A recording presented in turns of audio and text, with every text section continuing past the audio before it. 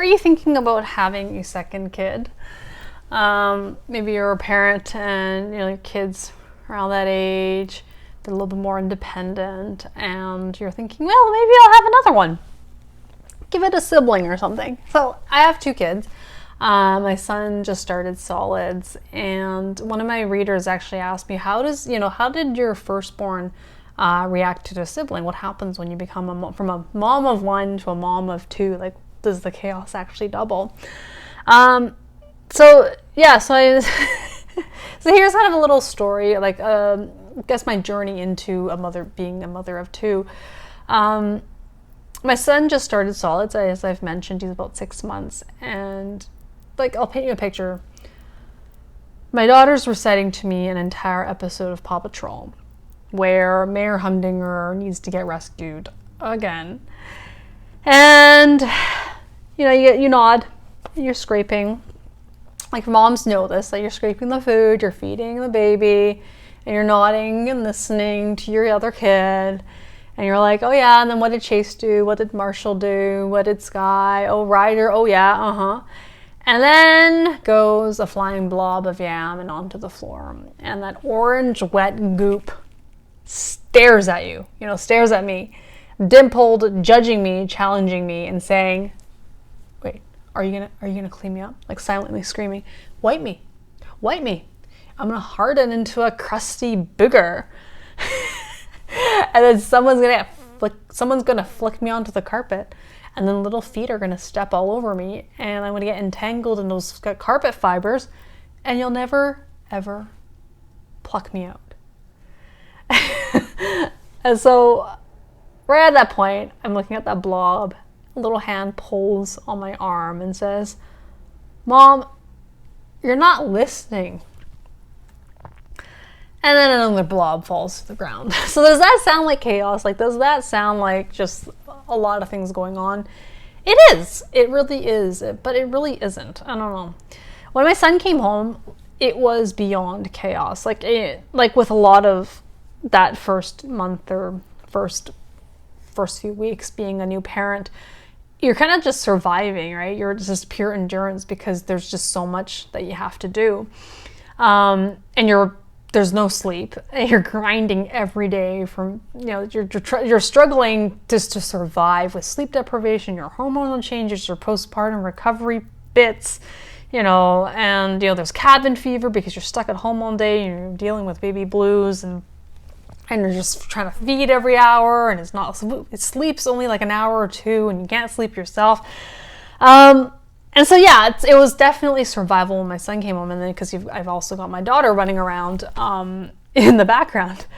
But the thing that was missing, the one thing that was missing from that first couple of months with my son versus my daughter was fear.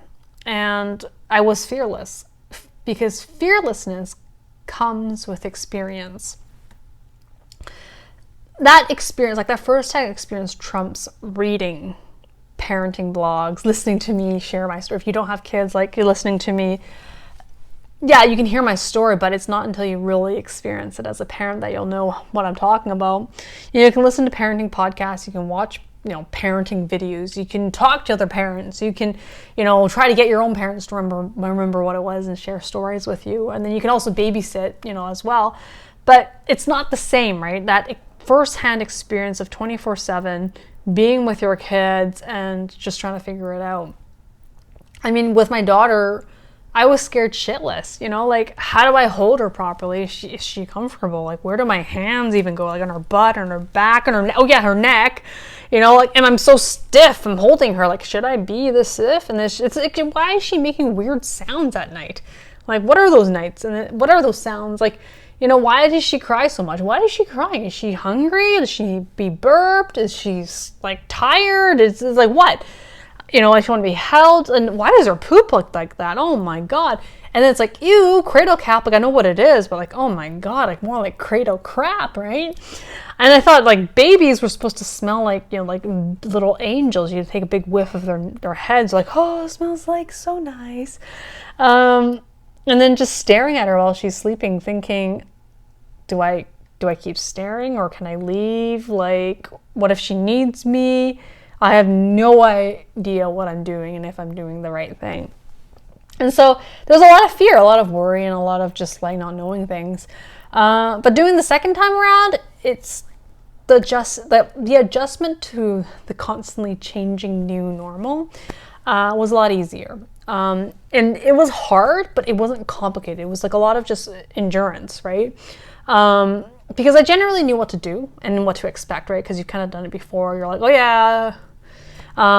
It was kind of like riding a bike, right? Like, and everything I thought I'd forgotten how to do came back, like the Terminator. I would be back. So how, how do I hold him? Oh, right, yeah, just snuggle up, you little cherub.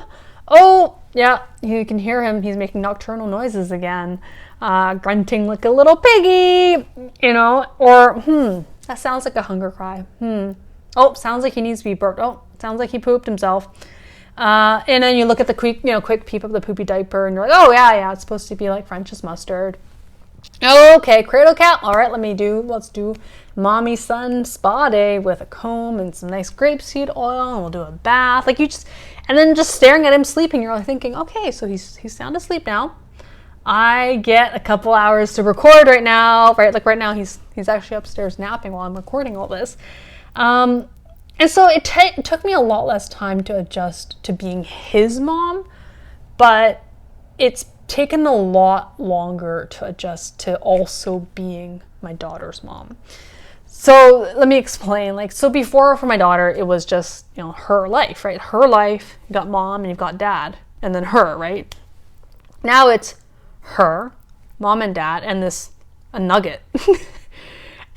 and this nugget doesn't do anything, okay? So something that I've learned and grown from being a mother too is how to cultivate the current relationship with my firstborn. And as the books and as experts say, you should involve your first kid pretty much your entire pregnancy and reassure her that you'll always love and care for her, and the baby comes, it will change, but we'll always be there for one another. And we did that.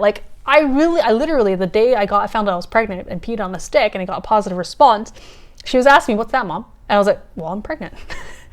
Right? The day I knew myself, it was the same day that she knew, and it was actually her who slipped the news to my in-laws.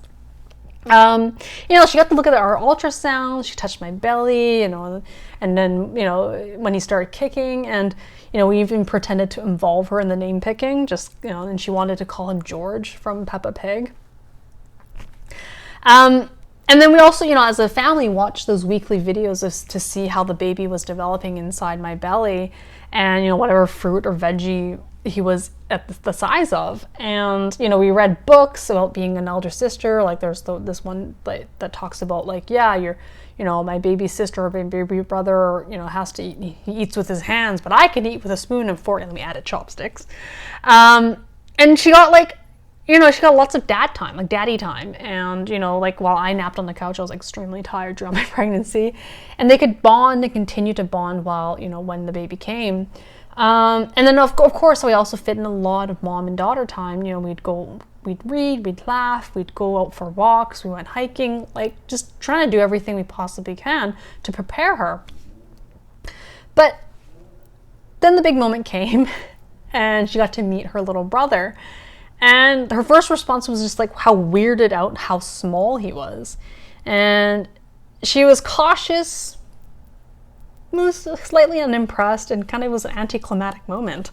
The nugget doesn't do anything, and she kind of even compared him to Chickaletta, which is this chicken in Paw Patrol, and said he's like Chickaletta, doesn't do anything.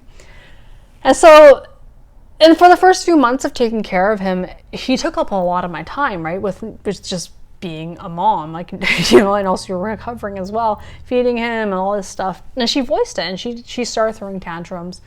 And she wanted dad to do everything for him and mom to do everything for her.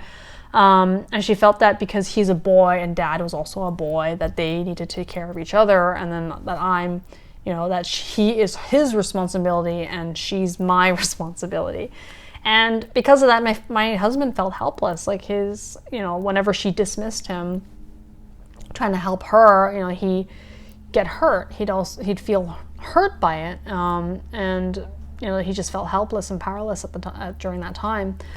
And she'd get easily upset over things that she didn't used to, like if she lost a toy or she couldn't find something or a sock or whatever, she just would throw huge tantrums, and she really craved my attention, but I honestly had no capacity to fill it. And because I was physically, emotionally, mentally just drained, right? Like having a baby, it's a lot. And it was hard for me. My heart was torn, and guilt rippled through my mind, body, and soul. Like I thought I did everything right. What the book said involving her and all these things, what I read to prepare my firstborn.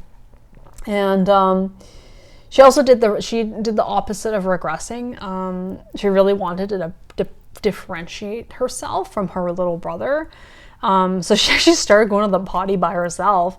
And we gave her underwear. Like, literally in the first week after he came home, she just did not want to be in diapers. And we gave her underwear and off she went. And so yeah, we were relieved. Like we kind of just escaped the double diaper duty. And so we're kind of like, well, okay, you just trained yourself. We kind of helped you, but not really. But her sudden display of independence made me reel back in grief, because my little baby is no longer a baby.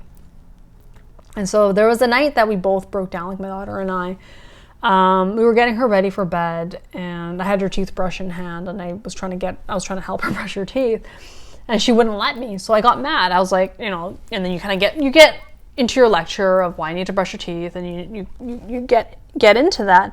And she broke down and she started crying, and I held her in my arms. Tears flooded her face, and she wouldn't look at me. I tried to look at her face, but she kept just turning away. And while she was in my arms, I told her it's okay to cry. It's a tough time right now with so many changes.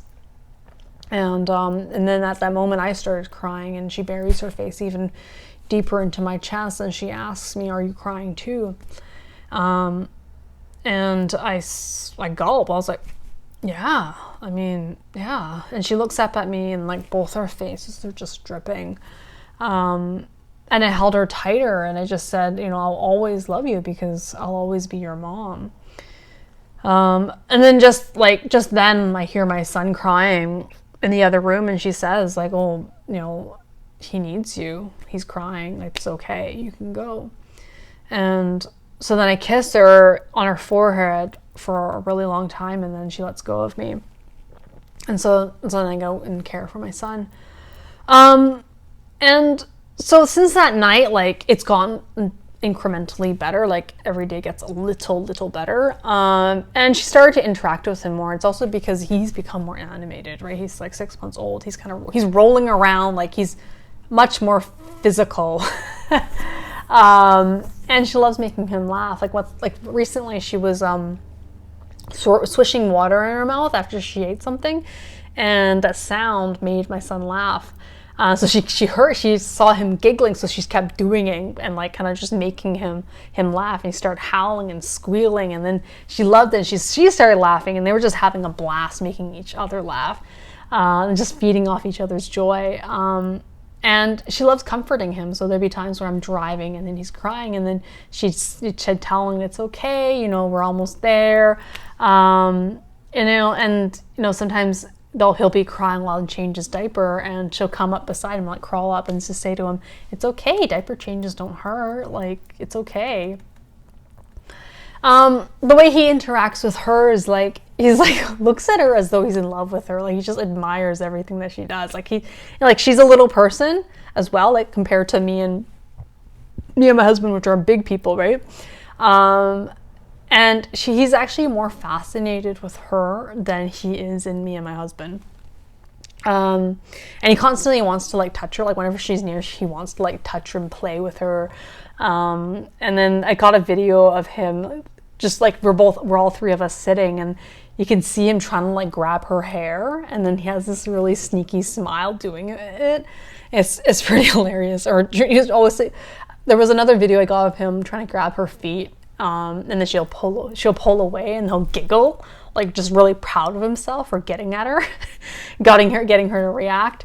And she's warming up to him too. She likes to talk about things that they'll do together, how they'll play together when he's older. And, and she'll also say things like, oh, well, Dad's going to have to buy 4 chocolate bars when he's older and he can eat. Or, when he's bigger, he can go on the slide, or we can both go on the slide. And she's really observant of his growth too. Like, he'll just like one day in the morning, she'll like run up to this crib and says, oh my God, his hair's longer. Or, or like he'll like go on his belly and start wriggling. And then she'll be like, oh, he's crawling now. He wants to crawl, or he wants to walk. And then, or he'll drool, and then she'll say like, oh, I think he has teeth now. So so she really wants him to grow up quickly so that they can play together. And in some ways, like, I kind of want that too, to see them interact more and more. But like for now, I'm just relishing watching them interact and this budding friendship that will turn into a lifelong bond. Let the sibling rivalry, or is it revelry, begin. So readers, or you guys, do you have a kid? Do you have one or more than one kid? And how did they interact, or how did the first react to the second? I'd love to know. Like, let me know in the comments.